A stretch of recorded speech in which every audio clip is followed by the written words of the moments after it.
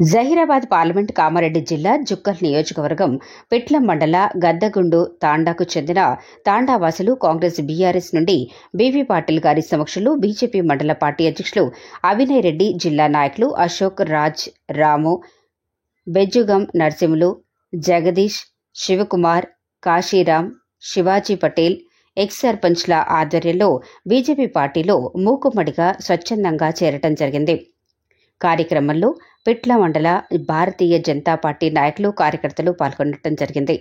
భారతదేశ గౌరవ ప్రధాని నరేంద్ర మోదీ సారథ్యంలో కేంద్రంలో మరొకమారు 400కు పైగా ఎంపీ స్థానాల్లో ఎన్డీఏ ప్రభుత్వం అధికారంలోకి రావటం ఖాయమని, బీసీ, ఎస్సీ, ఎస్టీలకు బీజేపీ ప్రభుత్వంలో గుర్తింపు ఉంటుందని, గిరిజన మహిళలను భారతదేశ